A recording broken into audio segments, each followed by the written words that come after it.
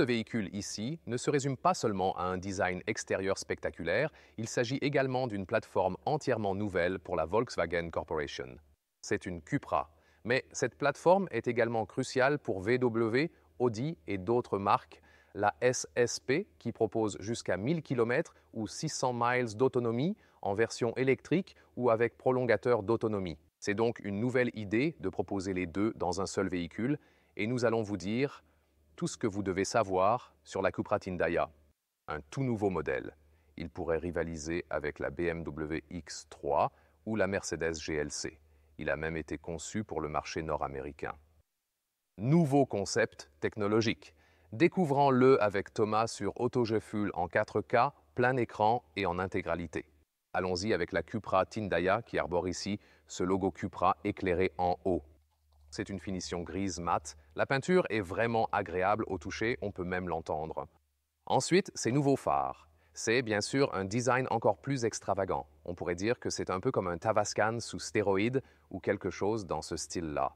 Mais cela révèle aussi un design encore plus spectaculaire. En bas, la question est de savoir si ce sera inclus dans la version finale. Nous avons ici ce panneau noir qui fonctionne en même temps comme un écran capable d'afficher cette animation. Je dirais que ce n'est probablement pas légal, en tout cas pas au sein de l'Union européenne. Là, en haut, vous pouvez voir cette découpe. Il y a en réalité deux frunks distincts, un de chaque côté.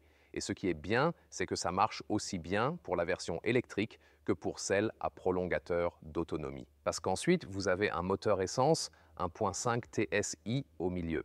Et le frunk ne sera en fait pas très profond. Mais vous conservez deux frunks, même dans la version prolongateur. Et ici, des roues de 23 pouces.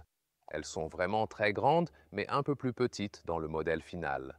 La longueur est de 4,72 mètres, 186 pouces, c'est réaliste. Taille X3, GLC, Audi Q5, etc. Ce modèle sera conçu comme un SUV coupé avec une ligne de toit qui descend à cet endroit précis.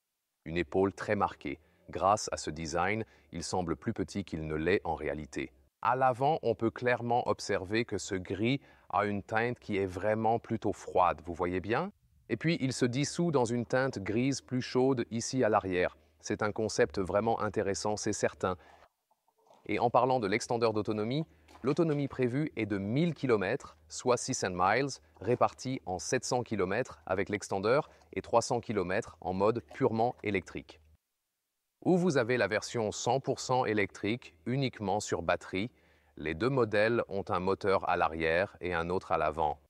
Et environ 500 chevaux et un temps d'accélération de 4,1 secondes pour la version à prolongateur d'autonomie.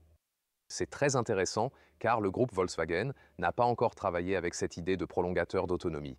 Ils le feront désormais avec la Revit Dramatica aussi. Voici la signature et cette idée d'écran avec le motif volcanique inspiré par Tindaya ainsi que notre configuration. Tindaya est une montagne volcanique à Fuerteventura dans les îles Canaries. Nous y sommes allés il y a peu de temps. Nous avons passé cette montagne en voiture. Je n'ai pas pris de photos de cette montagne en particulier. Mais Léa et moi sommes partis randonner tout près, à quelques centaines de mètres, sur un autre petit volcan. Alors, c'est une région magnifique pour passer des vacances et le paysage est vraiment spectaculaire. Aussi spectaculaire que ce véhicule ici, avec ses découpes vraiment dramatiques et le logo Cooper illuminé. Mais ce qui sera encore plus intéressant, c'est de vraiment examiner cette plateforme appelée SSP, car comme je l'ai dit, d'autres marques de ce groupe l'utiliseront aussi, soit en version 100% électrique, BEV, soit en version REV ou REV pour Range Extender Electric Vehicle, une option particulièrement adaptée au marché nord-américain avec ses longues routes et son manque d'infrastructures de recharge pour l'instant. Cependant, à cause des récentes taxes de Trump, ils ont temporairement repoussé l'entrée sur le marché nord-américain. Il faut voir quand ça se mettra en place. Ce n'est pas un véhicule qui est prévu pour l'année prochaine. Il faudra encore quelques années avant que cela ne devienne réalité. Mais nous pouvons aussi jeter un œil à l'intérieur car celui-ci propose encore plus de nouvelles idées.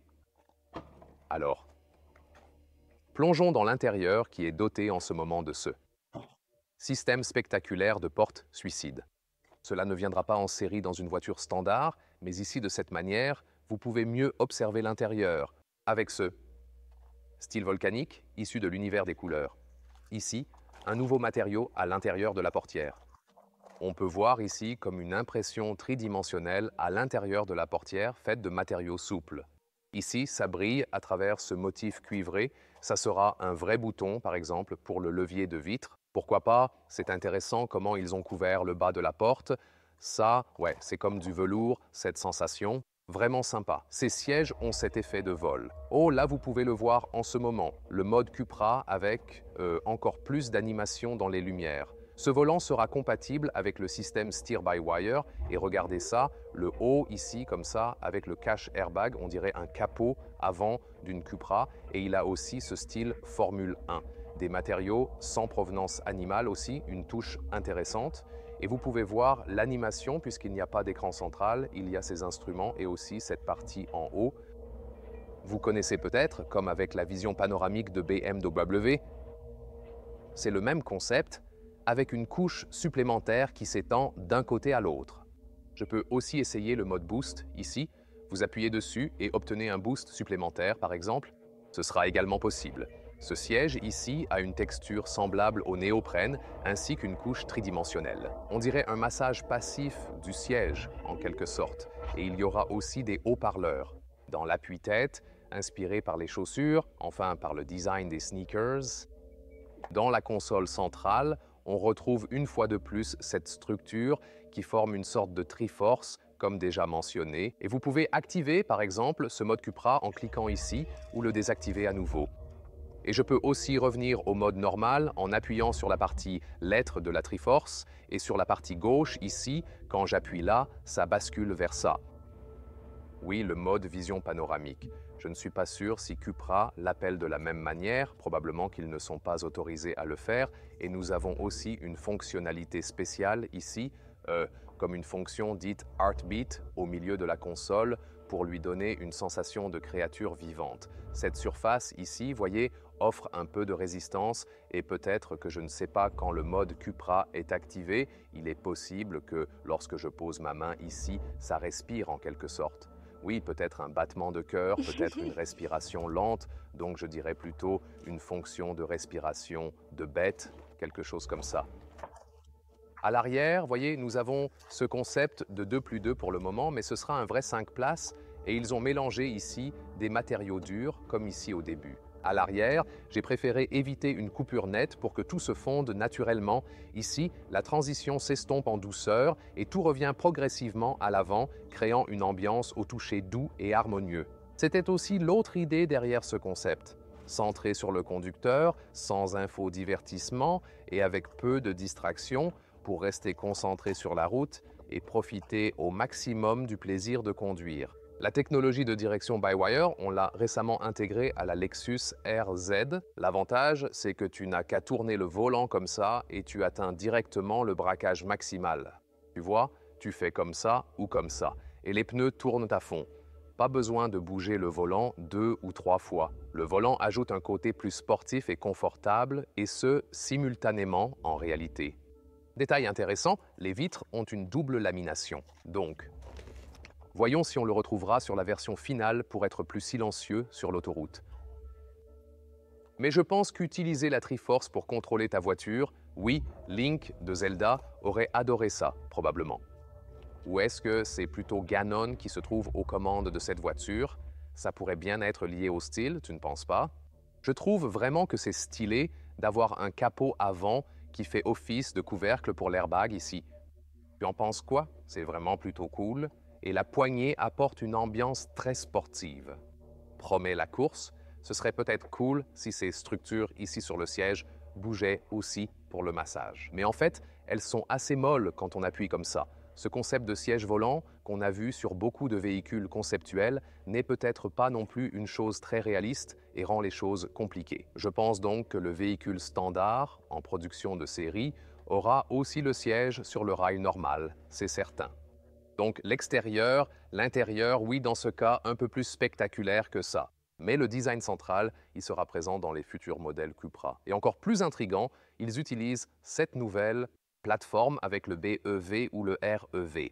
Certaines choses, par exemple, que les fabricants chinois essayent également de pousser sur le marché européen en disant que ce sont leurs prolongateurs d'autonomie. Pourquoi? C'est aussi parce qu'ils ne paient pas les taxes spéciales de l'UE pour les BEV avec ce modèle-là. Cupra doit également payer pour le modèle Tavascan car celui-ci est monté en Chine. Le monde de l'auto devient de plus en plus complexe. On a maintenant une nouvelle plateforme. Et quand pourrons-nous voir quelque chose comme ça sur la route et peut-être même en Amérique du Nord? Celui-ci probablement plutôt vers 2030. Donc, c'est une vision vraiment lointaine de ce qui nous attend dans l'avenir.